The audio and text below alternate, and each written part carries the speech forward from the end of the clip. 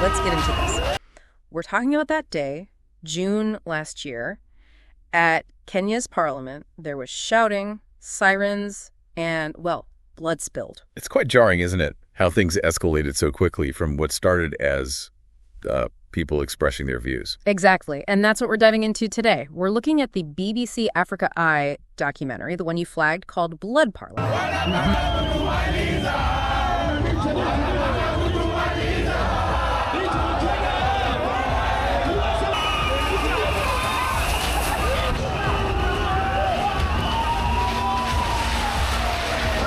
We're not just going to skim the surface. We really want to unpack the key moments, the crucial bits, and maybe some of the tougher questions this investigation brings up. Yeah, because you immediately wonder, how does a protest about policy end up like that with fatalities? That's what struck me, too, when you sent it over. I think, like a lot of people listening, you probably wanted to cut through the noise, right? There was so much flying around afterwards. Sure. A lot of confusion.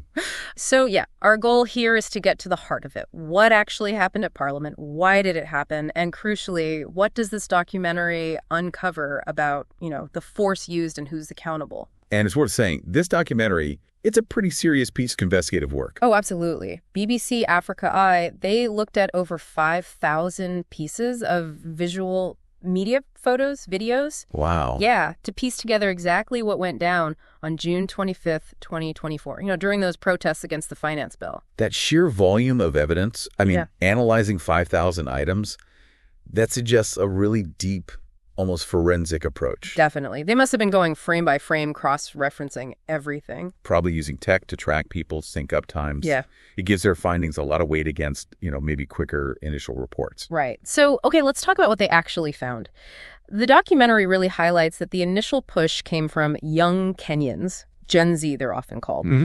They were really against this 2024 finance bill. But it wasn't just them, was it? It spread. No, it grew quite quickly. Mm-hmm. The trigger, you could say, was the bill itself proposed tax hikes on fuel, food, basic stuff, things that hit young people and lower earners hardest. Right. But the doc shows it tapped into something deeper, a kind of built-up frustration. Frustration about what, specifically? What did they focus on? Well, a few things came up. The rising national debt was one part of the context, the government's reasons for needing the money. But also this wider public anger about corruption. You literally feel the bullets flying over you. We do not want this. And we're here to tell you guys that we're tired. Next, come up MPs wakivote yes to our recall. And this feeling that the government just wasn't listening, Yeah. I think Kenyans were very annoyed. In 2022, we did go into an election in which we made very, very lofty promises. Tunaweka nafasi ya ajira 300,000 hapa Nairobi kwa mambo ya housing, leather, agroprocessing, textile, manufacturing, ili tuweze kupanga ajira yenu kama vijana wa taifa letu la Kenya. Mipango ni mipango, lakini mwenye kuyatimiza ni Mungu.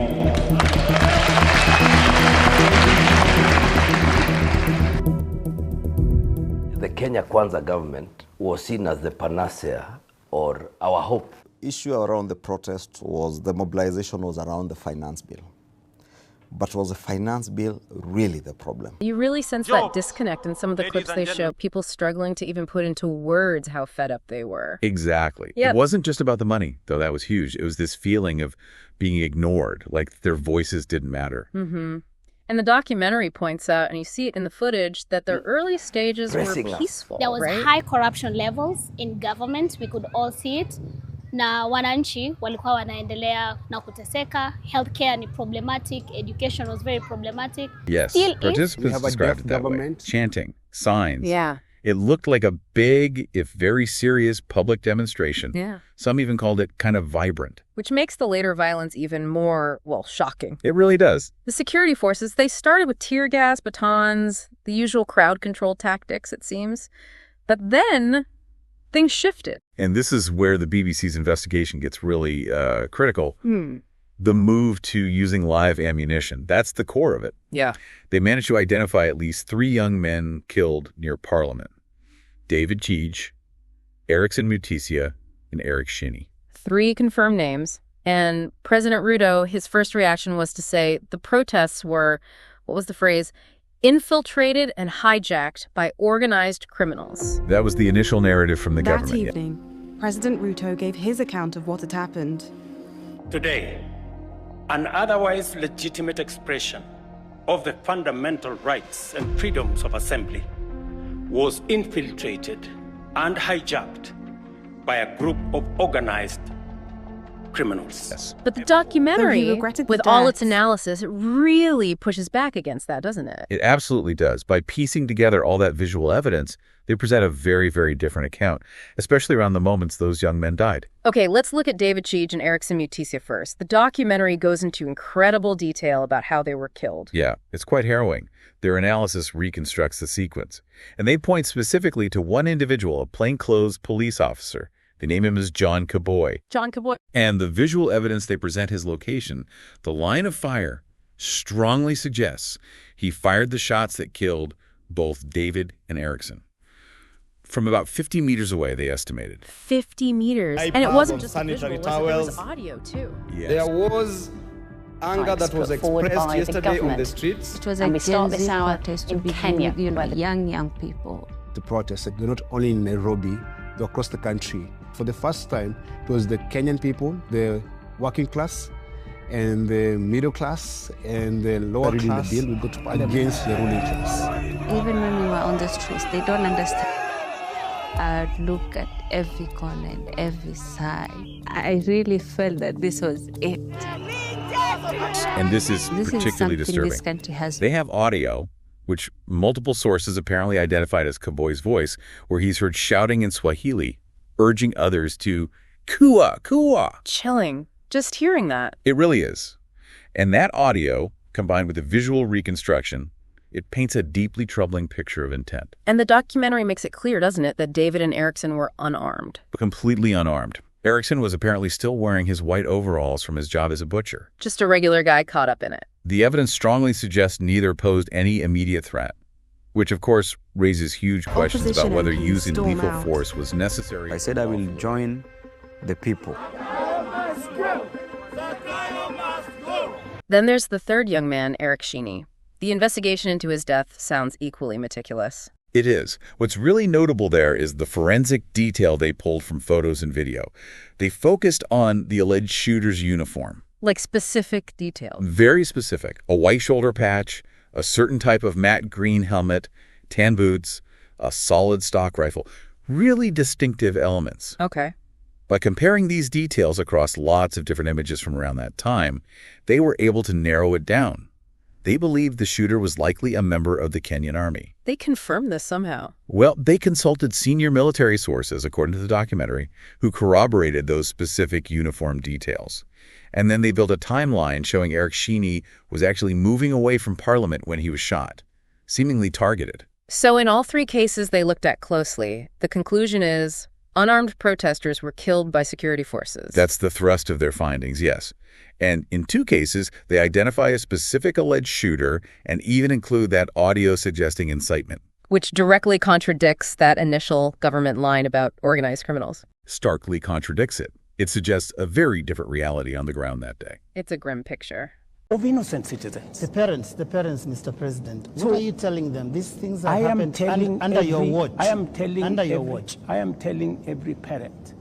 I have kids like they do. And I care when there are issues in town where criminals can take advantage of situations and create a situation where the police have to use rubber bullets, the police have to use live bullets in some cases, because that is what an independent police service has to do. And I am sure the police have a record and have an explanation for every incident that they were engaged in. And here is the incident, Mr. President. Here is the incident, Mr. President. This boy, 12-year-old, took 8 bullets into the body of a over 12-year-old boy. What would you tell the mother of that boy? That boy is alive, right? No, it's not. Kennedy Onyango died. He's died. So he's the one who died? Yes. So you're not talking about the person But who was shot. there with was an rubber outcome bullets. from all this, wasn't there? Yeah. Despite the tragedy, the protests did have a major impact on the policy itself. That's true. The pressure, the public outcry, which was no doubt fueled by the very violence the documentary investigates it, was immense. And eventually, President Ruto announced he wouldn't sign the finance bill. So the protests worked in that sense. It certainly shows the potential power of people taking to the streets, even when things turn incredibly difficult and dangerous. It did force a policy change. Okay, so let's just sort of recap the main takeaways here from the BBC Africa Eye Deep Dive. We have protests, initially peaceful, driven largely by young people upset about the finance bill, but also wider issues. Right, like corruption and feeling ignored. Then a very sharp escalation by security forces, moving from tear gas to live rounds. Leading to the deaths of at least 3 young men, David Cheege, Erickson Mutisia, Eric Shine. The documentary identifies specific alleged shooters, a police officer, John Kaboy, for 2 deaths, and likely a soldier for the 3rd, based on detailed visual and audio analysis. And crucially, this evidence challenges the initial government explanation blaming criminals for the deaths. And despite this terrible cost, the protests ultimately led the president to scrap the finance bill. Yeah. Consequently, having reflected on the continuing conversation around the content of the Finance Bill 2024, and listening keenly to the people of Kenya, who have said loudly that they want nothing to do with this Finance Bill 2024, I concede, and therefore I will not sign the 2024 Finance Bill, and it shall subsequently be withdrawn, and I have agreed with these members that that becomes our collective position. And I literally have no words.